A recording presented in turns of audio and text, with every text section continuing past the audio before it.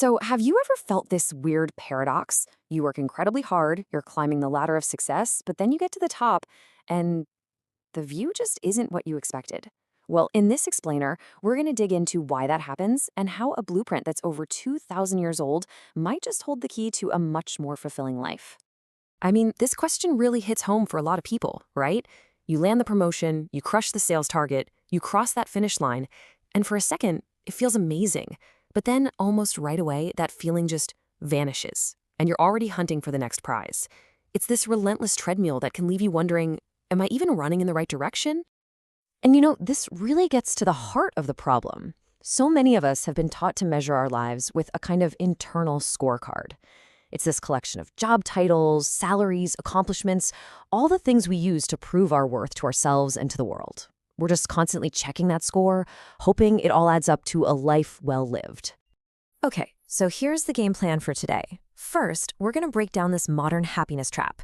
Then we'll step back and ask what happiness actually is, with a little help from some ancient wisdom. From there, we'll look at a practical blueprint for virtue, see how it fits into our lives today, and finally explore a whole new way to light the path forward. All right, let's kick things off with part one, the modern happiness trap. We've really got to take a closer look at this game we're all playing, this constant and frankly often exhausting race for success. The economist Joseph Schumpeter just completely hit the nail on the head with this one. The money, the status, the power, they're not just rewards. For so many of us, they're points on the board. They're a real, tangible index of success that proves we're winning. The biggest problem, though, this is a game that never, ever ends. And, well, this is where our obsession with scorekeeping can get a little dark. According to one study, working all the time isn't always about ambition. Sometimes it's actually a way to self-medicate, a strategy to run away from feelings like anxiety and depression. We just bury ourselves in that scorecard so we don't have to look at what's really going on inside. So if chasing points on a scorecard is a trap, maybe the problem isn't how hard we're working. Maybe the problem is the goal itself. And that forces us to ask a really big question. What is happiness, really? Seriously, what if this whole idea we have of happiness, that it's some destination you arrive at through achievement, is just wrong?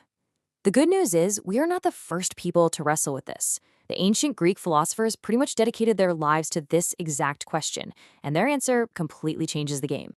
Okay, I've got a new word for you, eudaimonia. It's pronounced eudaimonia.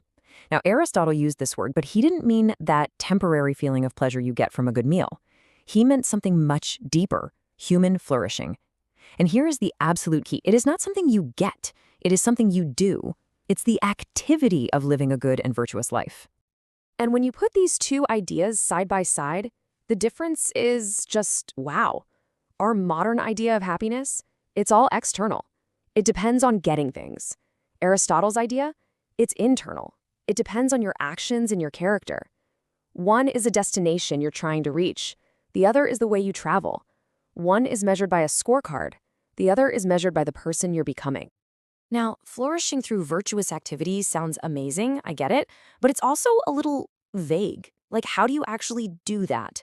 Well, that brings us to part three, a blueprint for virtue, and this is where it gets really practical. I mean, Aristotle makes it super clear right here in his own words. Happiness is an action verb. It's the sum of all your choices, your habits, your conduct. You don't just find happiness, you live it.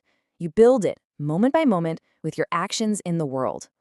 So how do you act virtuously? Well, this is where Aristotle's genius really shines. He said virtue isn't about being perfect. It's about finding what he called a golden mean.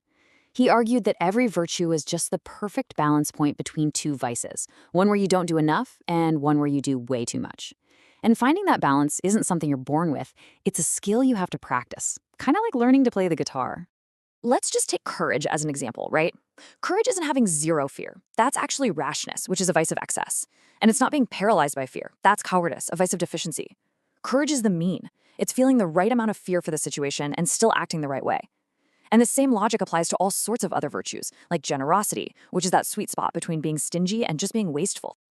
Okay, so this framework is pretty elegant, but does a philosophy from 2,000 years ago really apply to our lives today? With our smartphones and remote work and everything else? Well, the answer is a huge yes, which brings us to part four.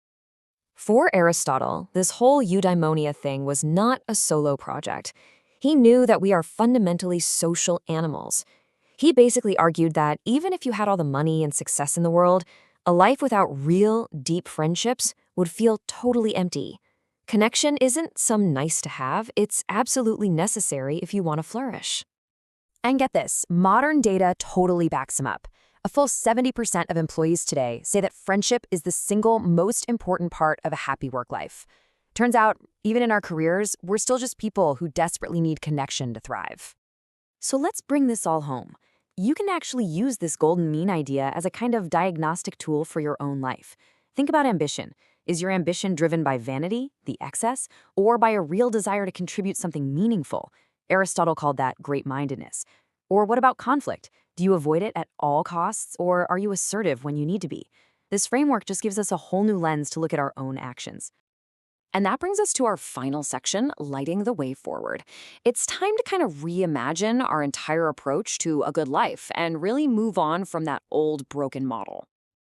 And here it is, the ultimate takeaway. The answer isn't to just swap your old scorecard of money and status for a new virtue scorecard. No, the goal is to get out of the scorekeeping business altogether, to stop measuring your life and to just start living it.